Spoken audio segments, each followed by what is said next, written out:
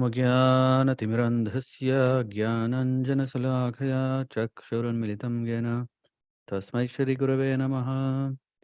श्रीचैतन्यमनोभीष्टं स्थापितं येन भूतले स्वयं रूपकथा मह्यं ददति स्वपदान्तिकं वन्देऽहं श्रीगुरो श्रीयुतापदकमलान् श्रीगुरुन् वैष्णवांश्च श्रीरूपं साग्रजातं सहगणरघुनाथान्वितं तं सजीवं साद्वैतं सावधूतं परिजनसहितं कृष्णचैतन्यदेवं श्रीराधाकृष्णपादान् सहगणललिता श्रीविशाखान्वितंश्च नमो विष्णुपादाय कृष्णप्रेष्ठाय भूतले श्रीमते भक्तिवेदान्त स्वामिनिति नामिने नमस्ते सारस्वती देवे गौरवाणी प्रचारिणे निर्विशेषशून्यवादी पाश्चात्यदेशतारिणे वञ्चाकल्पतरुभ्यश्च कृपा सिन्धुभ्येव च पतितानां पावनेभ्यो वैष्णवेभ्यो नमो नमः।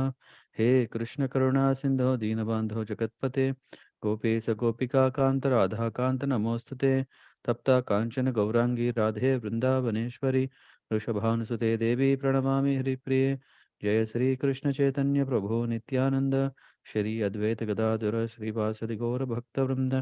हरे Krishna Krishna Krishna Hare Hare Hare Ram Ram Ram Hare Hare.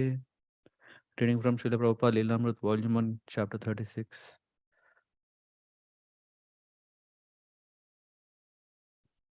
With Prabhupada's first success in America, a few of his godbrothers in India had minimized his work.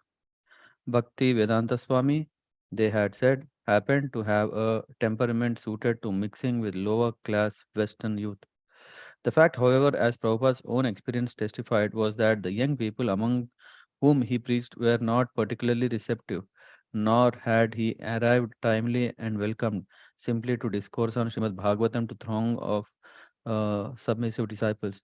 He had been successful because of his great patience, tolerance, and compassion. It was not, therefore, the advent of the jet plane, although Prabhupada gladly took advantage of it, nor was it happenstance, nor luck, nor even a social or historical phenomenon that enabled Srila Prabhupada to spread Vedic culture from east to west and back again. No, it was the will of Krishna and the sincerity of his servant. Chaitanya Charitamrita states that unless one is possessed of Krishna Shakti, special power from God, one cannot propagate the chanting of the holy name. Kalikalera Dharma Krishna Rama Sankirtana Krishna Shakti Vina Nahe Tara Pravartana. The fundamental religious system in the age of Kali is the chanting of the holy name of Krishna. Unless empowered by Krishna, one cannot propagate the Sankirtan movement. Chaitanya Charitamrita Antya Leela 7:11. This verse describing Lord Chaitanya Mahaprabhu also describes Lord Chaitanya's servant Srila Prabhupada. Had Srila Prabhupada not been empowered by Krishna, he could not have inspired so many people to accept the chanting of the Hare Krishna. According to Vedic literature, when a person has extraordinary spiritual endowment, Krishna Shakti, he is known as a Shakti Avesh avatar. Although the word avatar generally refers to incarnations of God Himself, the term Shakti Avesh avatar refers to an individual empowered by God to enact the mission of God in this world. Shakti Avesh avatars and their particular functions are mentioned in Vedic literatures. For example, the Emperor Prithu possessed the Shakti for God conscious administration. The four Kumaras possess the Shakti of transcendental knowledge, and Narada Muni possess the Shakti of devotional service. Lord Buddha, whose names and activities are described in Srimad Bhagavatam, is also a Shakti Avesh avatar, and even other divinely empowered personalities outside the Vedic culture, such as Jesus Christ and Muhammad, are accepted by Vaishnava Acharyas as Shakti Avesh avatars. Srila Prabhupada's activities during the year 1968 through 71 establish him as Shakti Avesh avatar, and he fulfills the predictions of the scriptures. Prithvite ache yata nagaradi grama sarvatra prachara haibe moranama. In all the villages and towns all over the world, everywhere, the Sankirtan movement of Lord Chaitanya will be preached. Even from the viewpoint of religious history, Prabhupada's preaching was a fulfillment of the mission of Lord Chaitanya. who had appeared in West Bengal about 500 years before Krishna consciousness came west. The Vedic literature and the Vaishnava acharyas concur that Lord Chaitanya is the original supreme personality of Godhead, Krishna himself, appearing in this age as a pure devotee of the Lord. And just as Lord Krishna appeared with his plenary expansion, Lord Balaram, Lord Chaitanya appeared with Lord Balaram's incarnation for Kali Yuga, Lord Nityananda. Srila Prabhupada can be appreciated not only generally as the empowered representative of God, but specifically as a manifestation of Lord Nityananda. According to Gaudiya Vaishnava philosophy, Lord Krishna manifests soul himself to the souls of ordinary men through Lord Nityananda. The individual soul requires the help of God to realize God. This help comes by the causeless mercy of Lord Nityananda, who is therefore known as the original Guru. Although Lord Nityananda is the direct expansion of Lord Chaitanya, his pastime is to serve Lord Chaitanya by redeeming the fallen souls. Lord Nityananda and his representative, the spiritual master, do not alter the scriptures or the teachings of Lord Krishna but make them more accessible and understandable. Lord Chaitanya commissioned Lord Nityananda to preach the holy name at everyone's door, and Lord Nityananda's exemplary mode of vigorous and compassionate preaching was also the mode of Srila Prabhupada. As Srila Prabhupada imparted this mode to his disciples, they in turn went out into the streets of the cities around the world to distribute to everyone the mercy of the holy name of God. Lord Nityananda is especially renowned for saving two drunkard brothers Jagai and Madai, even though they had assaulted him when he had attempted to bless them with the holy name. In Lord Nityananda's time, Prabhupada on several occasions explained there were only one Jagai and Madai, but now the whole world is filled with Jagai and Madai. And Prabhupada was recruiting his disciples from these Jagai and Madais. Srila Prabhupada fully displayed Lord Nityananda's compassion in taking all risks and freely giving the holy name. Even Lord Nityananda himself, during his appearance in India, did not approach as many fallen souls as Srila Prabhupada, nor did he approach souls in such degraded conditions of life or in so many rejected parts of the world. But he has done so now through his representative, Srila Prabhupada. As the recipient of the combined mercy of Gaur Nitai, Lord Chaitanya and Lord Nityananda, Srila Prabhupada blessed the world with love of God. Srila Prabhupada, however, never described himself as a great empowered personality, either in public or among his disciples, but he stressed that he was in disciplic succession, carrying the authorized knowledge, and he encouraged his disciples to take the same position. We want to create many pure devotees so that other people will benefit by their association. In this way, the number of pure devotees increases. Prabhupada knew well that propagating Krishna consciousness was not a professional business. Although in India many professionals spoke or write on Srimad Bhagavatam to earn their livelihood, they could not convert materialistic people to devotional service. Only a pure devotee can change the materialistic heart. Prabhupada did not even conclude that he was a pure devotee, only that he was a servant of a pure devotee, Srila Bhakti Siddhanta Saraswati, his Guru Maharaj.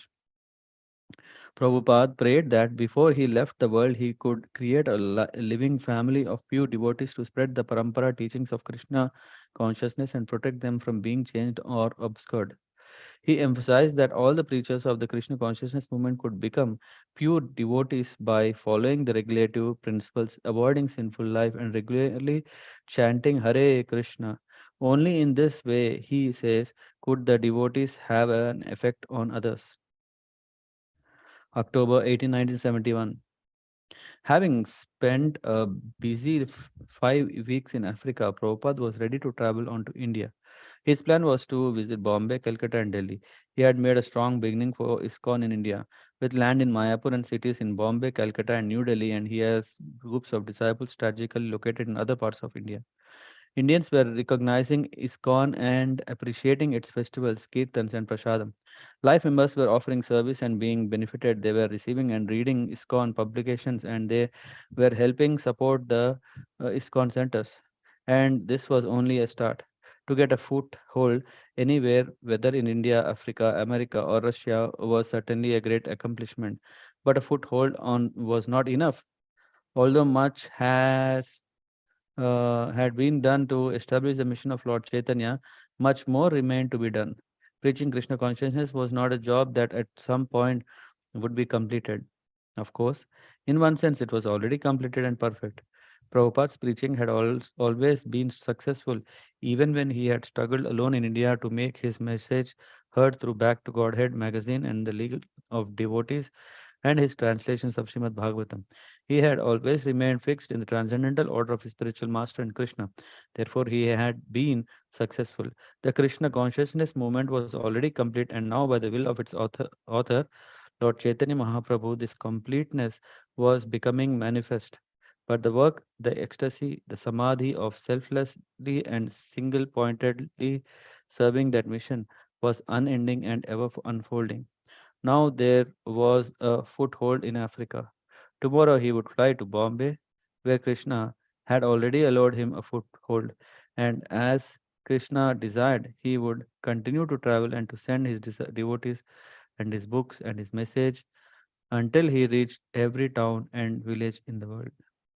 Srila Prabhupada ki jai. Hmm. Hare Krishna. Hare Krishna Prabhuji. Prabhuji, next we have this like conclusion or summaries. Yes. Do you also want to read that I'm later? just selecting one which we can read. Yeah. Sure. So I think this is the volume one. I mean, what we have done is we have covered all this volume 1, 2, 3, 4. Hmm? This is the first Līlāmṛta which contains all these chapters we have covered.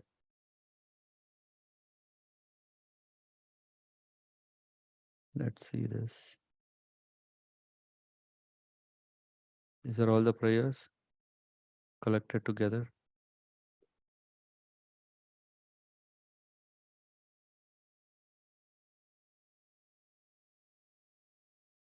I would actually go to the volume 2 and see what's there. Let's do the following. Let's read the introduction of volume 2, if that's okay. Anyone? Any idea? Yes, Prabhuji, yeah, fine. Good.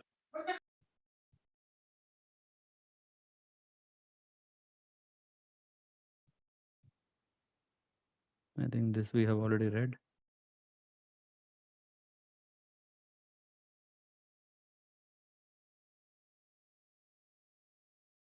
I think this is the same preface that we have for volume 1. Volume 1 preface. Yeah, the preface is same. So shall we read the intro to the volume 2 then? Others?